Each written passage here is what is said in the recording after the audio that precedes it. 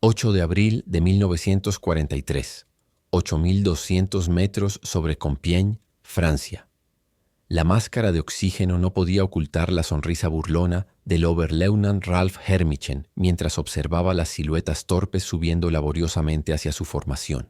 A través de la cabina cristalina de su Focke-Wulf 190A5, el veterano as de la Jagdgeschwader 26 estudiaba los cazas americanos haciendo su debut en combate sobre Europa ocupada. «Los americanos nos han enviado botellas de leche voladoras», transmitió a su compañero de ala, incapaz de contener la risa al ver los masivos Republic P-47 Thunderbolt luchando por ganar altitud.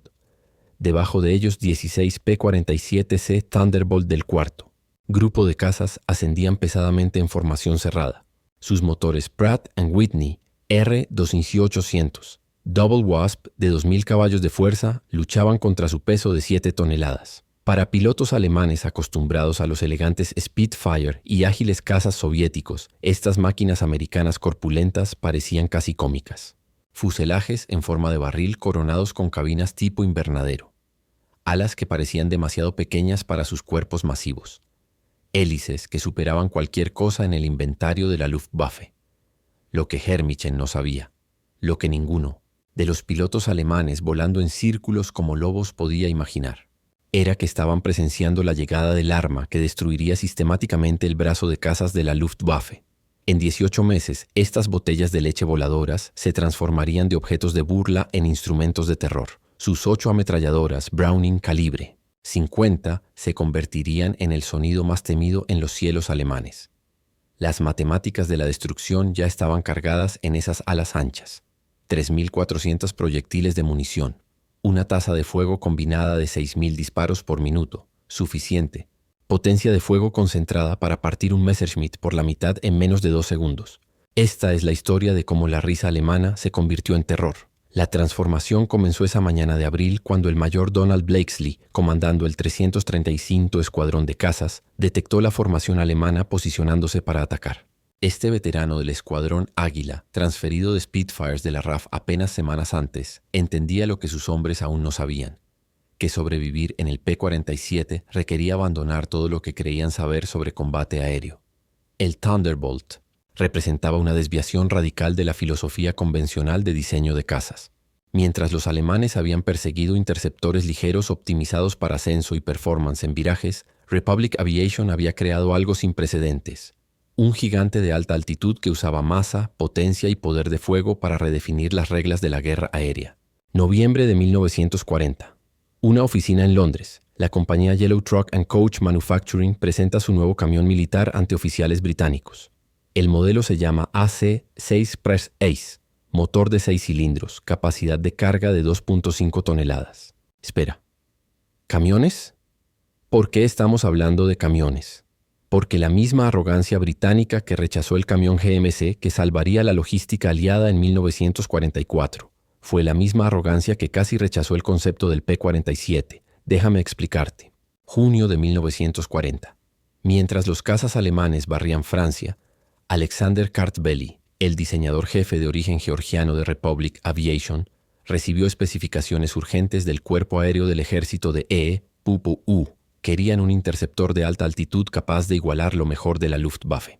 Lo que Kartveli diseñó, en cambio, fue un monstruo que redefinió lo posible. Será un dinosaurio, admitió Kartveli a su equipo de diseño, pero será un dinosaurio con buenas proporciones. El prototipo XP-47B que voló por primera vez el 6 de mayo de 1941 impactó a todos los que lo vieron. Con 4.490 kilogramos en vacío, pesaba 65% más que su predecesor, el P-43 Lancer. El masivo sistema de turbo sobrealimentador, con su complejo sistema de ductos corriendo por el fuselaje trasero, le daba una apariencia casi embarazada. Los pilotos de prueba acercándose a él por primera vez invariablemente hacían la misma pregunta. ¿Esta cosa realmente vuela? No solo volaba, volaba como ninguna otra cosa a gran altitud.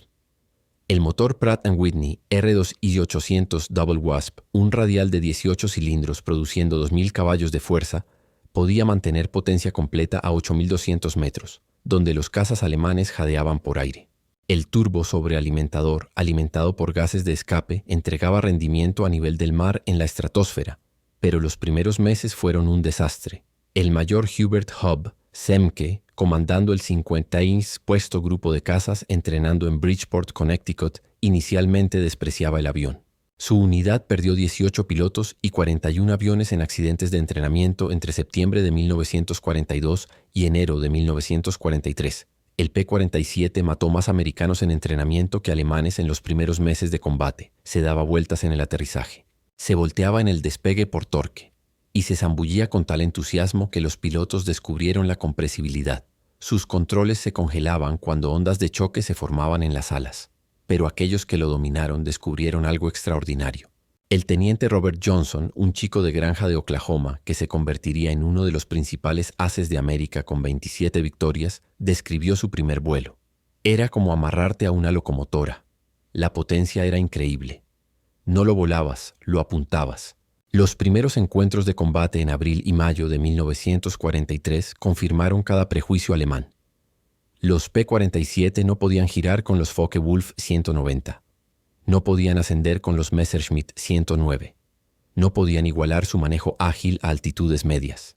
Los pilotos de la Luftwaffe rápidamente desarrollaron tácticas para explotar estas debilidades. Atacar desde abajo donde los pesados Thunderbolt luchaban, forzar combates de giro donde la agilidad importaba más que el poder de fuego. Hauptmann.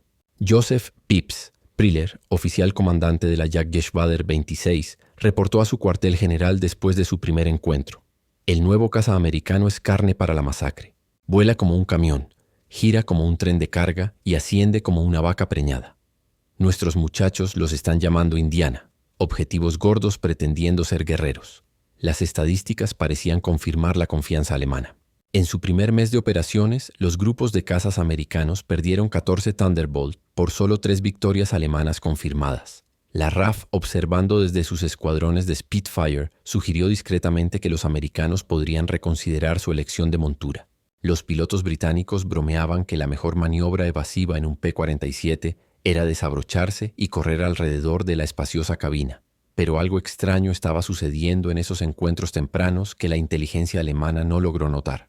Los P-47 que eran derribados habían absorbido un castigo increíble antes de caer. Un avión regresó de una misión del 4 de mayo con 21 agujeros de cañón y más de 100 impactos de ametralladora, daño que habría desintegrado un Messerschmitt o Spitfire.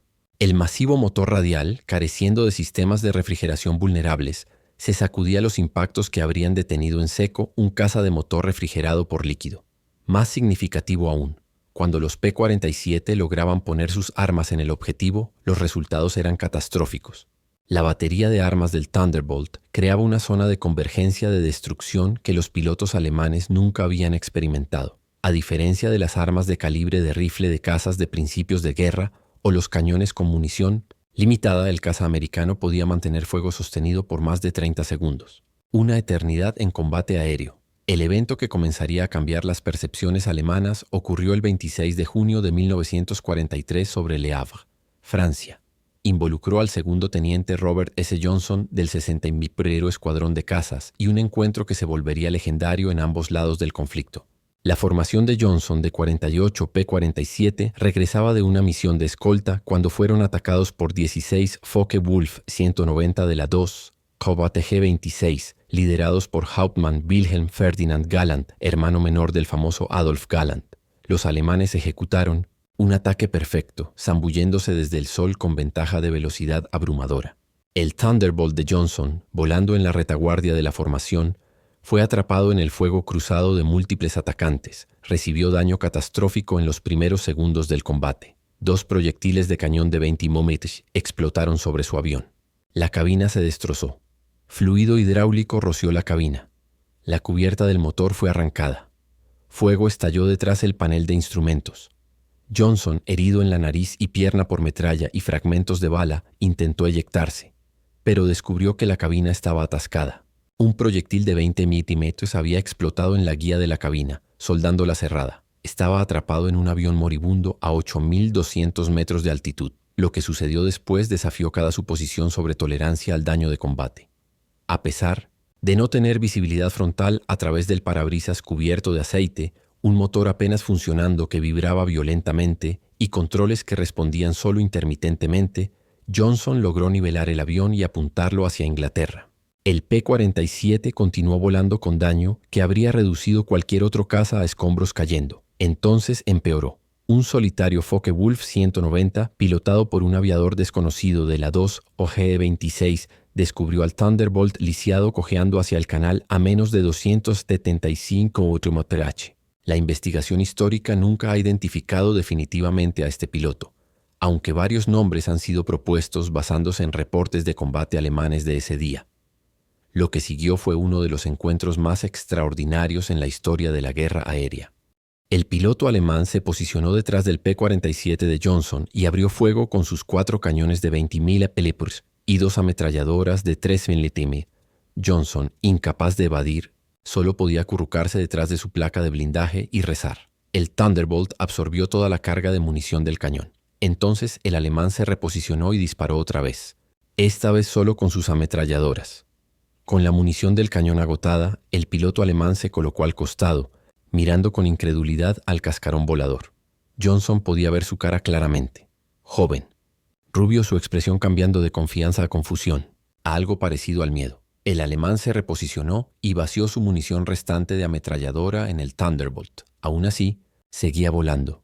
Se colocó al costado otra vez, sacudió su cabeza en aparente asombro, dio un saludo informal y se alejó, presumiblemente sin munición. El P-47 de Johnson aterrizó en Manston, con su motor fallando en la pista. El jefe de tripulación dejó de contar agujeros de bala después de llegar a SATS 200. Un proyectil de cañón había explotado a centímetros de la cabeza de Johnson. Otro había detonado contra la placa de blindaje detrás de su asiento. El motor había recibido impactos directos. Los cables de control estaban parcialmente cortados. 3. De los 4 largueros principales, la columna vertebral estructural del fuselaje estaban atravesados por disparos. Sin embargo, el avión lo había traído a casa. La supervivencia del avión de Johnson envió ondas de choque por ambas fuerzas aéreas. Los ingenieros americanos estudiando los restos se dieron cuenta de que habían subestimado su propia creación. La inteligencia alemana, recibiendo reportes de combate de la 2 TG-26, inicialmente se negó a creerlo. Ningún avión podía absorber tanto castigo, pero el testimonio de múltiples pilotos confirmó lo imposible. El Thunderbolt había tomado todo lo que el mejor caza de la Luftwaffe podía entregar y había sobrevivido. Para julio de 1943, los pilotos americanos estaban aprendiendo a explotar las verdaderas fortalezas del P-47. El teniente coronel Hubert Semke, el comandante del 56º Grupo de Cazas, había descubierto el secreto a través de brutal prueba y error. No gires con ellos, no asciendas con ellos a baja altitud. Usa tu peso, usa tu potencia, usa tus armas. El peso masivo del Thunderbolt, inicialmente visto como una desventaja, se convirtió en un arma. En una zambullida, nada podía atraparlo. Desde 9.000 metros, un P-47 podía alcanzar 885 km/h, más rápido que cualquier caza alemán, incluso en zambullida vertical. Esta velocidad podía convertirse en altitud en una subida zoom que dejaba a los cazas perseguidores desesperadamente atrás. El capitán Walker Bud Mahurin, quien se convertiría en uno de los primeros ases americanos en Europa, desarrolló lo que se conoció como la táctica Boom and Zoom, aunque los pilotos la llamaban el tiro al pavo del Thunderbolt. En lugar de involucrarse en peleas de perros tradicionales, las formaciones de P-47 ascenderían a 9.000 metros, más alto de lo que los cazas alemanes podían operar efectivamente. Cuando los cazas de la Luftwaffe aparecían abajo, los Thunderbolts se invertían y se zambullían, alcanzando velocidades que hacían el tiro de deflexión imposible para los alemanes defensores. En el fondo de estas zambullidas, las pesadas ametralladoras americanas hablaban. Los pilotos alemanes que sobrevivieron lo describieron como enfrentar una pared de plomo. El poder de fuego combinado creaba una zona impenetrable de destrucción. Los aviones atrapados en este patrón de convergencia no solo caían, se desintegraban. La verdadera revelación del poder de fuego americano llegó durante la incursión dual del 17 de agosto de 1943 sobre Schweinfurt y Regensburg, la penetración más profunda en Alemania intentada hasta esa fecha. Esta misión demostraría tanto las limitaciones del P-47, su alcance, incluso con tanques lanzables, como su aterradora efectividad cuando se empleaba correctamente. El mayor David Schilling, liderando el 66º Escuadrón de Cazas, Encontró una formación de aviones destructores Messerschmitt 110, posicionándose para atacar B-17 con su pesado armamento de cañón y cohetes. Los cazas bimotor alemanes, fuertemente armados pero menos maniobrables, eran los asesinos de bombarderos especializados de la Luftwaffe. El vuelo de 4 Thunderbolts de Schilling se lanzó en su zambullida de ataque desde 8.500 metros. Unteroffizier Heinrich Roth, un artillero en uno de los Me-110 que sobrevivió, relató más tarde en un interrogatorio de POU. Los cazas americanos descendieron como martillos del cielo. Abrí fuego a 800 metros. Buenos impactos. Los vi golpear el ala del caza. El P-47 ni siquiera se tambaleó. Entonces él disparó. El avión delante de nosotros simplemente se desarmó. No fue derribado, fue destruido. Alas separadas del fuselaje. Cola cercenada. El compartimiento de la tripulación destrozado en confeti metálico. En 2 segundos, un 110 se convirtió en nada. 8 Messerschmitt 110 fueron destruidos en menos de un minuto. Los pilotos alemanes nunca habían experimentado tal poder de fuego concentrado. Cada P-47 cargaba 425 proyectiles por arma. 3.400 proyectiles en total, pesando casi 410 kilogramos. A distancia de convergencia, típicamente ajustada a 265 metros. Todas las 8 trayectorias balísticas de las armas se intersectaban en una zona de aproximadamente 2 metros de diámetro. Cualquier cosa en esa zona enfrentaba 100 proyectiles por segundo, cada uno viajando a 880 metros por segundo. El teniente coronel Francis Gaby Gabreski, quien se convertiría en el as americano principal en Europa con 28 victorias, describió el efecto. Cuando los golpeas con las 8, no solo caen, explotan. Vi un 109 literalmente cortado por la mitad, la cola cayendo en una dirección, la nariz y las alas en otra. El piloto nunca supo que lo golpeó. Para septiembre de 1943, la Luftwaffe estaba descubriendo otra realidad, horrorizante sobre el P-47. Su rendimiento mejoraba dramáticamente con la altitud mientras los cazas alemanes sufrían. El motor Double Wasp, turbo sobrealimentado, mantenía su potencia nominal hasta 9.000 metros por los cazas alemanes. Dependiendo de sobrealimentadores mecánicos de 1 o 2 etapas, veían su rendimiento degradarse significativamente por encima de 7.600 metros. Oberleutnant Hans Philipp, uno de los ases más exitosos de Alemania con 206 victorias, encontró esta realidad fatalmente el 8 de octubre de 1943, liderando Jagdgeschwader-1 contra una formación de B-17 a 8.500 metros sobre Bremen. Philipp encontró su Focke-Wulf 190 A6 perezoso y no respondía en el aire delgado. El motor BMW 801, poderoso a altitudes medias, estaba jadeando por oxígeno a casi 9 kilómetros sobre la tierra. Cuando P-47 del 56º grupo de cazas se zambulleron sobre su formación desde 9.700 metros, los cazas alemanes eran blancos fáciles. Robert Johnson, ahora un piloto de combate experimentado en camino al estatus de AES, volaba a 9.400 metros cuando detectó el distintivo Focke-Wulf de Philipp con su elaborado arte de nariz. El reporte de combate de Johnson fue clínico. Abrí fuego a 275 metros, deflexión de 30 grados. Observé impactos a lo largo de todo el fuselaje. El avión enemigo explotó. No se observó paracaídas. La muerte de Philipp envió ondas de choque a través de la Luftwaffe. Si uno de sus mejores, un hombre que había sobrevivido más de 500 misiones de combate en los frentes oriental y occidental, no podía sobrevivir contra los Thunderbolts. ¿Qué oportunidad tenían los pilotos promedio? El alto mando alemán ordenó una investigación inmediata sobre las capacidades del P-47. El reporte entregado al Reichsmarschall Hermann Göring en noviembre de 1943 fue sombrío. El techo de servicio del Thunderbolt excedía 12.800 metros. Más alto de lo que cualquier caza alemán podía alcanzar. Su velocidad de zambullida se aproximaba a la barrera del sonido. Su blindaje incluía una placa de acero de 10 milímetros detrás del piloto, parabrisas antibalas de 12 milímetros y placas de deflexión blindadas alrededor del motor. Más perturbador aún, su construcción robusta le permitía absorber daño que destruiría 3 cazas convencionales y aún regresar a casa. En enero de 1944, una nueva variante del P-47 comenzó a llegar a Inglaterra que completaría la transformación de hazmerreír a pesadilla. El P-47D-22 presentaba una hélice hidráulica Hamilton Standard con palas de paleta de 4 metros de diámetro. Las palas de cuerda ancha mordían el aire como remos. Masivos, la mejora en tasa de ascenso fue inmediata y dramática, donde Los Thunderbolts anteriores habían ascendido a anémicos, 670 metros por minuto al nivel del mar. Las variantes de pala de paleta podían lograr 915 metros por minuto, igualando o excediendo a los cazas alemanes en la mayoría de las altitudes. La hélice masiva también mejoró la aceleración, permitiendo a los P-47 construir energía más rápido en vuelo nivelado. Hauptmann Heinz Knocke de Jagdgeschwader 11, un veterano con más de 200 misiones de combate, encontró las nuevas variantes en febrero de 1944 durante una intercepción de bombarderos cerca de Hannover. Escribió en su diario de combate: «Los gordos cazas americanos han aprendido a ascender. Atacamos una formación cerca de Hannover, esperando nuestra ventaja usual. Se giraron hacia nosotros y ascendieron con nosotros. Cuando intentamos desengancharnos, nos siguieron hasta 9.000 metros. Schmidt fue atrapado y destrozado. No quedó nada excepto humo y fragmentos. Estas no son las mismas máquinas de las que nos reímos el año pasado. La hélice de pala de paleta hizo más que mejorar el rendimiento. Cambió el sonido del Thunderbolt, el distintivo rugido, atronador creado por las puntas de las palas alcanzando velocidades supersónicas. Podía escucharse desde kilómetros de distancia. Tropas terrestres alemanas reportaban poder identificar P-47 acercándose por sonido solo, un retumbar profundo y amenazante que significaba muerte desde arriba.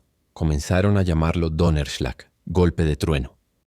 Para marzo de 1944, P-47 equipados con tanques de combustible externos podían escoltar bombarderos profundamente en Alemania. La configuración estándar llevaba 2 tanques de ala de 400 litros o un tanque ventral de 285 litros, extendiendo el alcance a más de 1.600 kilómetros.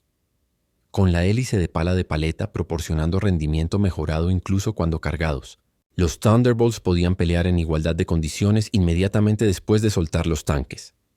La respuesta de la Luftwaffe fue concentrarse en los bombarderos, esperando infligir suficientes pérdidas para detener la campaña diurna americana. Pero esto requería volar a través de la pantalla de escolta de P-47, una proposición cada vez más suicida. Los pilotos alemanes desarrollaron un respeto reacio que bordeaba el miedo por los grandes cazas americanos. Mayor Günther Rall, uno de los principales ases de Alemania con 275 victorias, mayormente en el frente oriental, sobrevivió un encuentro con P-47 el 6 de marzo de 1944, que lo dejó gravemente herido. Más tarde recordó en una entrevista de posguerra: «Los vimos arriba de nosotros, siluetas gordas contra el sol». Alguien se rió y dijo: «Aquí vienen los cerdos voladores». Nadie se reía 30 segundos después. Bajaron como una avalancha, más rápido de lo que podíamos reaccionar. El primer pase destruyó 3 de nuestros cazas, simplemente desaparecidos, transformados en escombros ardiendo. Sus armas no disparaban en ráfagas como las nuestras, derramaban corrientes sólidas de fuego. Ser atrapado en esa corriente significaba muerte instantánea. Las misiones de escolta revelaron otra ventaja del P-47, resistencia. Mientras los cazas alemanes operaban a ajustes de potencia máxima que consumían combustible rápidamente, los grandes radiales americanos podían navegar eficientemente a gran altitud. Los Thunderbolts podían permanecer con los bombarderos por horas, rotando cobertura superior mientras mantenían suficiente combustible para combate y regreso. A medida que más P-51 Mustang llegaban para asumir deberes de escolta de largo alcance en primavera de 1944, las unidades de P-47 se enfocaron cada vez más en ataque terrestre, un rol que los haría el avión más temido en el arsenal alemán. La transición comenzó en serio en abril de 1944 cuando los aliados se preparaban para la invasión de Francia. La pesada batería de ametralladoras del Thunderbolt demostró ser igualmente efectiva contra objetivos terrestres. La munición estándar, perforadora de blindaje incendiaria, podía penetrar el blindaje superior de la mayoría de los vehículos alemanes, mientras que el puro volumen de fuego podía destruir objetivos blandos en segundos. Ráfaga de 2 segundos ponía 160 proyectiles de 13 milímetros en un área objetivo del tamaño de un camión. Pero fue la adición de bombas y cohetes lo que transformó el P-47 en un verdadero monstruo. Multirol, la variante de 25, podía cargar 2 bombas de 450 kilogramos bajo las alas y una de 230 kilos bajo el fuselaje, una carga de bombas igual a bombarderos medianos de principios de guerra. Variantes posteriores añadieron rieles de cohetes de longitud 0 para 10 cohetes de avión de alta velocidad de 127 milímetros, cada uno equivalente a un proyectil de artillería de 105 milímetros. Oberst Hans von Luck comandando el 120º Regimiento Panzergrenadier durante la campaña de Normandía. Experimentó ataques terrestres de P-47 de primera mano. Venían bajo, tan bajo que podías ver las caras de los pilotos. El sonido era aterrador. Motores rugiendo, cohetes chillando. Entonces el martilleo de esas pesadas ametralladoras. Una columna de nuestros camiones simplemente dejó de existir. 20 vehículos transformados en restos ardiendo en un pase. El efecto psicológico en los hombres fue devastador. Los llamaban jabos, cazabombarderos. Pero estos eran algo más allá de eso. Eran artillería voladora con la precisión de francotiradores. El 6 de junio de 1944, la Luftwaffe descubrió cuán completamente el equilibrio de poder había cambiado. Más de 500 P-47 proporcionaron cobertura aérea para la invasión, creando un paraguas impenetrable sobre las playas. Los cazas alemanes, intentando alcanzar las zonas de desembarco, fueron masacrados. Oberleutnant Wolfgang Fischer, de Jagdgeschwader II, uno de solo 3 pilotos alemanes en alcanzar las playas ese día, reportó: el cielo pertenecía a los americanos. Thunderbolts estaban apilados desde el nivel del mar hasta 9.000 metros. Intentamos romper a través al amanecer. 12 cazas de nuestro grupo. Yo fui el único en regresar. Los P-47 estaban esperando en cada altitud. No podías escalar sobre ellos. No podías zambullirte bajo ellos. Sus armas convirtieron nuestros cazas en lluvia de aluminio. En las semanas siguientes al día D, los P-47 destruyeron sistemáticamente el movimiento alemán a la luz del día. Las estadísticas fueron asombrosas. Solo en junio, los Thunderbolts de la 9ª Fuerza Aérea reclamaron 651 locomotoras, 3.847 camiones, 512 tanques y vehículos blindados, y 4.553 vehículos de tracción animal destruidos. La Wehrmacht fue forzada a moverse solo de noche, obstaculizando severamente su capacidad de responder a los avances aliados. Los alemanes intentaron todo para contrarrestar la amenaza del Thunderbolt. Reforzaron el blindaje de vehículos, desplegaron más cañones antiaéreos, desarrollaron nuevas técnicas de camuflaje. Nada funcionó. La combinación del P-47 de velocidad, blindaje y poder de fuego los hizo casi imparables. Incluso los temidos cañones flak de 88 milímetros luchaban para rastrear los cazas de movimiento rápido a baja altitud. Mientras devastaba Europa, el P-47 simultáneamente estaba probando su valor en el Teatro del Pacífico. El 300 Pecartamoyo grupo de cazas operando desde Nueva Guinea descubrió que las cualidades del Thunderbolt estaban perfectamente adaptadas a las vastas distancias y condiciones duras de la Guerra del Pacífico. El coronel Neil Kirby, comandando el 345 desarrolló tácticas específicamente para el Pacífico. El 11 de octubre de 1943, Kirby lideró 4 P-47 contra 40 aviones japoneses sobre Wewak, derribando 6 aviones enemigos él mismo en una sola misión, ganándole la medalla de honor. Los japoneses, acostumbrados a pelear cazas americanos ágiles pero frágiles, no estaban preparados para la combinación del P-47 de poder de fuego y durabilidad. El as japonés Saburo Sakai, quien encontró P-47 sobre Nueva Guinea, escribió más tarde: los llamábamos monstruos. Nuestro cañón de 20 milímetros, que podía destruir un P-40 con unos pocos impactos, parecía no tener efecto. Puse docenas de proyectiles en un Thunderbolt y lo vi volar lejos. Su fuego de retorno era aterrador. Corrientes de balas pesadas que destrozaban aviones. El P-47N, desarrollado específicamente para el Pacífico, presentaba capacidad de combustible aumentada con alas húmedas conteniendo 352 litros cada una, extendiendo el alcance a 3.780 kilómetros. Esta variante escoltaría B-29 a Japón, probando que el caza de piernas cortas de 1943 había evolucionado en un verdadero arma de largo alcance. Quizás la vindicación final de la evolución del P-47 vino en sus encuentros con cazas de reacción alemanes. El Messerschmitt Me-262, con su velocidad máxima de 870 km/h, debería haber sido intocable por cazas de hélice. Pero los pilotos de Thunderbolt descubrieron que podían atrapar jets en 2 situaciones: durante despegue y aterrizaje, cuando los jets eran más vulnerables, y en zambullidas de alta velocidad desde altitud. El 27 de noviembre de 1944, el teniente coronel John C. Meyer del 305 Escudo Grupo de Cazas se convirtió en uno de los primeros pilotos en derribar un Me-262 con un P-47, zambulléndose desde 8.500 metros. El Thunderbolt de Meyer alcanzó velocidades acercándose a 800 km/h, suficientemente rápido para atrapar el jet en vuelo nivelado. El piloto del jet, confiado en su ventaja de velocidad, nunca vio el P-47 zambulléndose hasta que las armas de Meyer abrieron fuego a 365 metros. El reporte de combate de Meyer notó: el avión enemigo se desintegró bajo fuego. Piezas grandes, incluyendo ambos motores, se separaron del fuselaje. El piloto no escapó. El fuego concentrado de las armas calibre .50 demostró ser más efectivo de lo que anticipamos contra aviones de reacción. Para principios de 1945, variantes especializadas P-47M fueron desplegadas específicamente para contrarrestar jets alemanes y bombas volantes.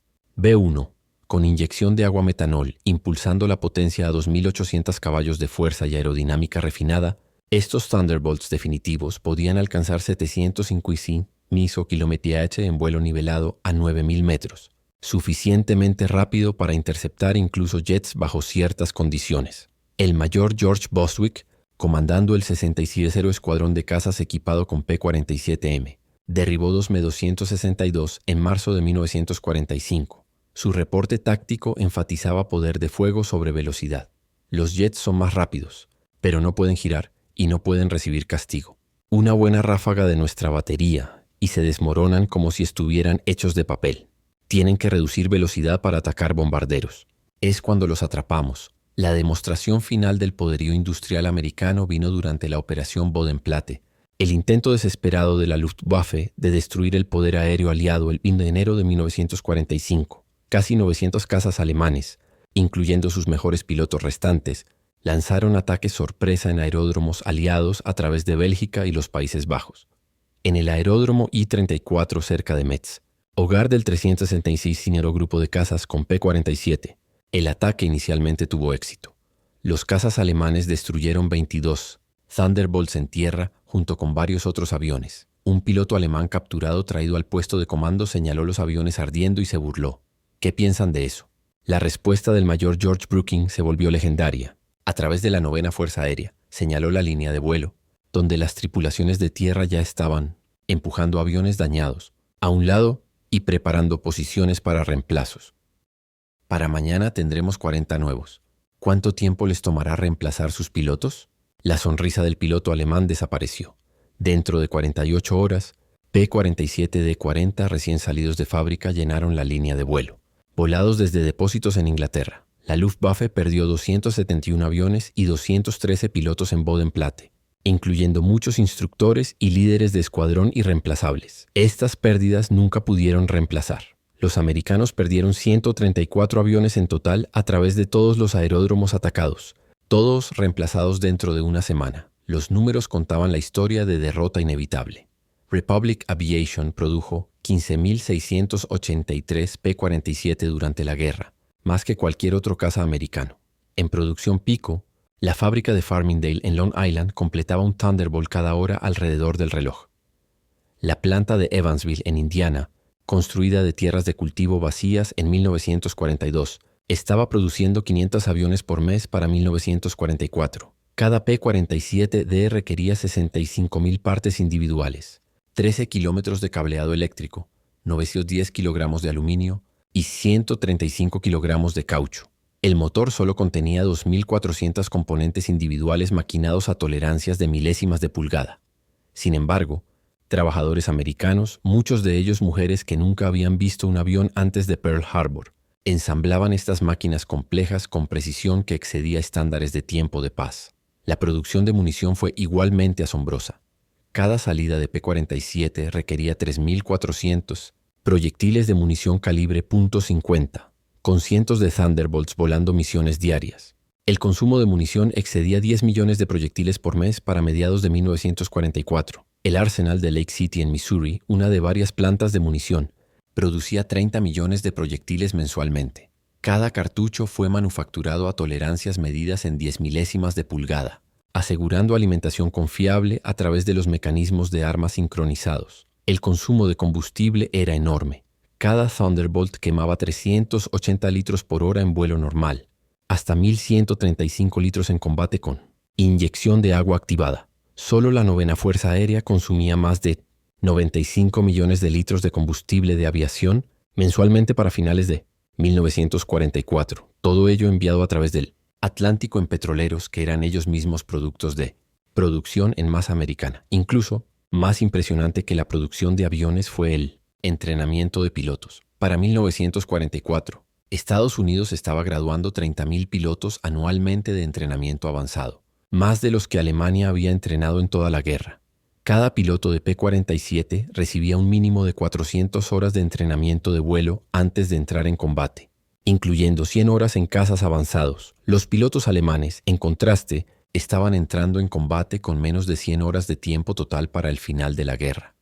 La calidad se mostraba en combate. Los pilotos americanos llegaban a Europa entrenados en vuelo de formación, navegación instrumental, artillería y tácticas. Habían practicado contra aviones alemanes capturados, entendiendo las capacidades y limitaciones de su enemigo.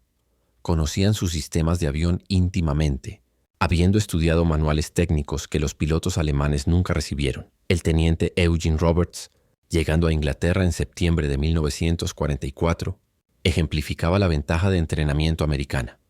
Tenía 420 horas en mi bitácora, incluyendo 75 horas en el P-47. Había disparado a objetivos remolcados, practicado tiro de deflexión, estudiado película de cámara de arma de combate real. Mi primera misión sabía exactamente qué hacer. El piloto alemán que enfrenté no pudo haber tenido la mitad de mi experiencia. Ni siquiera fue una pelea justa. En marzo de 1945, Oberstleutnant Joseph Priller, el mismo piloto que había burlado los P-47 como vacas preñadas 2 años antes, fue entrevistado por oficiales de propaganda alemanes buscando elevar la moral. Su declaración, considerada demasiado desmoralizadora para publicación, reveló la completa transformación en las actitudes alemanas. El Thunderbolt es el mejor cazabombardero jamás construido. Su poder de fuego no tiene precedentes. Armas que nunca se atascan, nunca se sobrecalientan, nunca se quedan sin munición en combate normal. Carga bombas como un bombardero mediano, dispara cohetes como artillería y pelea como un caza cuando se necesita. Pero más allá de la máquina está lo que representa, producción americana ilimitada. Ellos pierden 10, construyen 20. Nosotros perdemos 1, se fue para siempre. Sus pilotos llegan mejor entrenados que nuestros instructores. Tienen combustible para entrenamiento, munición para práctica, repuestos para todo. Nosotros no tenemos nada excepto coraje. Y el coraje sin recursos es solo derrota retrasada. Nos reímos de ellos en 1943. Ya no nos estamos riendo. Cuando escuchas esas armas, sabes que la muerte ha venido llamando. El sonido nos persigue. Mecánico. Preciso. Imparable. Como todo lo americano, se trata de superioridad material abrumadora. No nos vencieron a través de mejores tácticas o pilotos más valientes. Nos enterraron bajo una avalancha de acero y plomo. Para abril de 1945. La Luftwaffe existía en gran parte en papel. Escaseces de combustible. Dejaron en tierra la mayoría de los aviones. Pilotos experimentados. Estaban muertos o capturados. Los aeródromos eran ruinas con cráteres. Pero, incluso con aviones y combustible, los pilotos alemanes enfrentaban una ecuación. Imposible. Atacar significaba enfrentar. Formaciones de P-47 que poseían cada altitud, desde el nivel del suelo hasta 12.000 metros. Feldwebel Klaus Breitschneider, uno de los últimos pilotos alemanes entrenados en 1945, voló exactamente una misión de combate antes de que terminara la guerra. Su encuentro con P-47 sobre Leipzig duró 12 segundos. Los vi zambulléndose desde arriba. 4 Thunderbolts en formación perfecta. Intenté girar, pero eran demasiado rápidos. El líder disparó desde 450 metros. Mi avión tembló como si fuera golpeado por mazos. El motor explotó. El ala se separó. Apenas escapé. En el paracaídas los vi destruir todo mi Staffel. 6 cazas desaparecidos en menos de un minuto. El cielo llovió aluminio ardiendo y cuerpos. El impacto psicológico fue completo. Los pilotos alemanes desarrollaron lo que los oficiales médicos llamaban fiebre jabo, síntomas físicos de estrés apareciendo cuando Thunderbolts eran reportados en el área veteranos, que habían enfrentado Spitfires y Hurricanes. Sin miedo se enfermaban físicamente antes de misiones contra P-47. El trueno distintivo de Thunderbolts, acercándose, causaba pánico entre tropas terrestres, que sabían que sobrevivir significaba encontrar cobertura inmediatamente. Las estadísticas finales de operaciones de P-47 desafiaron la comprensión. En Europa, 3.392 aviones alemanes destruidos en combate aéreo, 3.315 aviones destruidos en tierra, 86.000 vagones ferroviarios destruidos, 9.000 locomotoras destruidas, 6.000 vehículos blindados destruidos, 68.000 camiones destruidos, 60.000 vehículos de tracción animal destruidos. En el Pacífico, 697 aviones japoneses destruidos en combate aéreo, 150 aviones destruidos en tierra, 1.500 vehículos destruidos, 150 locomotoras destruidas, incontables barcazas, barcos e instalaciones. Solo la 9ª Fuerza Aérea, equipada principalmente con P-47, voló 13.873 salidas de combate, lanzó 120.000 toneladas de bombas, disparó 135 millones de proyectiles de munición y lanzó 60.000 cohetes. Las unidades de Thunderbolt lograron una proporción de victorias de 4.6 a 1 en combate aéreo mientras mantenían la tasa de pérdida más baja de cualquier cazabombardero aliado. Detrás de estos números yacía el costo humano. La Luftwaffe perdió aproximadamente 28.000 pilotos muertos en combate contra las fuerzas aliadas occidentales. Muchos cayeron ante el fuego concentrado de las ametralladoras pesadas americanas. Cada pérdida representaba años de entrenamiento que Alemania nunca podría reemplazar. Para el final de la guerra, el piloto de caza alemán promedio tenía menos de 30 horas de experiencia de combate. El piloto promedio de P-47 tenía más de 200 horas. En el centro de interrogación de la Luftwaffe en Oberursel, pilotos aliados capturados eran interrogados por inteligencia alemana. Los registros capturados en 1945 revelaron evaluaciones alemanas de aviones aliados. El archivo sobre el P-47, actualizado continuamente a través de la guerra, mostró la completa reversión de opinión. Abril de 1943. Caza grande, no maniobrable. Inferior a tipos alemanes en todos los parámetros de rendimiento, excepto velocidad de zambullida. Armamento de ametralladora insuficiente contra cazas armados con cañón. Evaluación, amenaza mínima. Diciembre de 1943. Rendimiento excepcional de alta altitud. Fuerza estructural extrema. Poder de fuego cada vez más problemático. Pilotos mostrando tácticas mejoradas. Evaluación. Amenaza significativa por encima de 7.600 metros. Junio de 1944. Cazabombardero dominante. Superior a todos los tipos alemanes por encima de 6.000 metros. Poder de fuego devastador contra todos los tipos de objetivo. Fuerza estructural hace el derribo extremadamente difícil. Evaluación. Amenaza crítica en todas las altitudes. Marzo de 1945. Mejor cazabombardero de la guerra. Combinación de poder de fuego, durabilidad y rendimiento sin igual. Calidad del piloto excepcional. Evaluación. Imposible de sobrevivir en compromiso directo. En 1985, en una reunión de pilotos de caza alemanes y americanos en Phoenix, Arizona, antiguos adversarios se encontraron en paz. Generalleutnant Adolf Galland, ex jefe del brazo de cazas de la Luftwaffe, fue preguntado sobre el P-47. Su respuesta, grabada en video, capturó la completa transformación. Cometimos un terrible error en 1943. Vimos este gran caza pesado y nos reímos. Los americanos no entienden el combate aéreo, dijimos. Construyeron un bombardero y lo llamaron caza. Éramos nosotros los que no entendíamos. Los americanos no intentaron construir un caza europeo. Construyeron uno americano, diseñado alrededor de producción, poder de fuego y supervivencia. Entendieron que en una guerra de desgaste, el avión que pudiera recibir castigo y entregar poder de fuego devastador ganaría.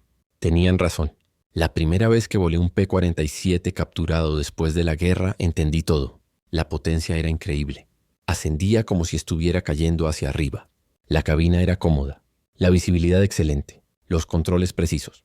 Era un avión de piloto envuelto en blindaje. Pero lo que realmente me impresionó fue darme cuenta de que América construyó más de 15.000 de estas máquinas complejas mientras peleaba una guerra de 2 océanos. Cada una requería un motor más complejo que cualquier cosa que Alemania produjo. Sin embargo, los construyeron más rápido de lo que podíamos construir cazas simples. Ahí fue cuando supe que nunca tuvimos una oportunidad. Esas armas las llamábamos el piano de Roosevelt por el sonido que hacían. Una vez que escuchabas ese sonido, nunca lo olvidabas. Muchos de mis amigos lo escucharon por última vez. El P-47 no solo derrotó a la Luftwaffe, la destruyó. El diseño del P-47 representaba la filosofía industrial americana perfectamente. Ingeniería de fuerza bruta respaldada por recursos ilimitados. Cada componente estaba sobreconstruido, sobrepotenciado y sobrediseñado. Los largueros del ala podían soportar 18.000 kilogramos.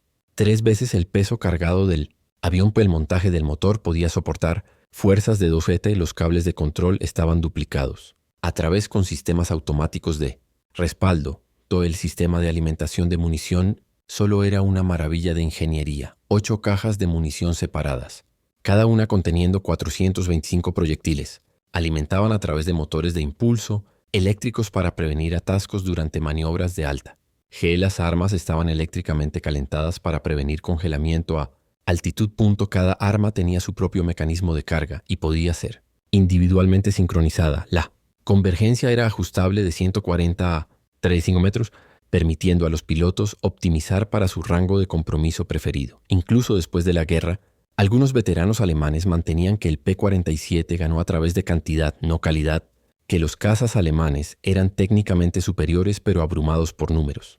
Los registros de combate cuentan una historia diferente. En compromisos donde los números eran iguales, los P-47 consistentemente prevalecían. El armamento de ametralladora pesada, desestimado como inferior al cañón, demostró ser más efectivo en combate real. El análisis de película de cámara de arma reveló por qué. Los proyectiles de cañón, mientras individualmente más destructivos, requerían puntería precisa y tenían munición limitada. Típicamente 120 a 200 proyectiles en total. Las armas del P-47 creaban una nube de probabilidad de balas que garantizaba impactos, incluso con puntería imperfecta. A rangos de compromiso típicos, una ráfaga de 2 segundos ponía al menos 20 proyectiles en un objetivo de tamaño caza, suficiente para asegurar destrucción. La munición misma era superior. Los proyectiles perforadores de blindaje, incendiarios americanos, calibre .50 usaban una espoleta de acción retardada que aseguraba penetración antes de detonación. El compuesto incendiario ardía a 1650 grados Celsius, suficientemente caliente para encender estructura de aluminio.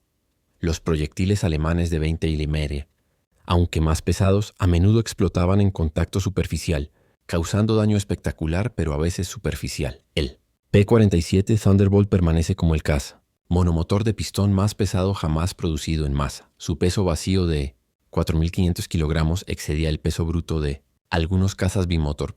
Su motor producía más potencia que formaciones enteras de bombarderos de la guerra anterior. Sus armas entregaban más poder de fuego que un escuadrón de infantería. Sin embargo, fue construido por miles, volado por muchachos apenas salidos de secundaria y mantenido bajo condiciones de combate por mecánicos que aprendieron su oficio en semanas. La transformación de la opinión alemana de burla a terror tomó menos de 2 años. En ese tiempo, la botella de leche voladora se convirtió en el avión más temido en la experiencia de la Luftwaffe. Veteranos que habían enfrentado Spitfires, Hurricanes y Jacks soviéticos sin titubear hablaban de P-47 en tonos susurrados décadas después de la guerra. En el Museo de la Fuerza Aérea de Estados Unidos en Dayton, Ohio, un P-47D restaurado se sienta entre otros cazas legendarios. Su placa lista especificaciones y honores de batalla, pero la historia real es contada por una pequeña vitrina conteniendo casquillos gastados calibre .50 y una tira de película de cámara de arma, mostrando un Focke-Wulf 190 desintegrándose. Bajo fuego, debajo de la exhibición hay una cita de un piloto alemán sin nombre tomada de un reporte de interrogación de 1945. Nos reímos cuando los vimos por primera vez. Cazas americanos gordos, feos, que no podían girar, no podían ascender, no podían pelear. Dejamos de reír cuando nos dimos cuenta de que no necesitaban girar o ascender. Simplemente apuntaban esas armas a ti y dejabas de existir. La risa murió con nuestros camaradas. El P-47 Thunderbolt entró en combate como un objeto de burla y terminó la guerra como un instrumento de aniquilación. En el medio, 8 ametralladoras Browning sincronizadas reescribieron las reglas de la guerra aérea y enterraron a la Luftwaffe bajo una avalancha de plomo. Los pilotos alemanes se habían reído del torpe caza americano en abril de 1943 para mayo de 1945. No quedaban pilotos alemanes para reír. El trueno había hablado y el cielo pertenecía a América.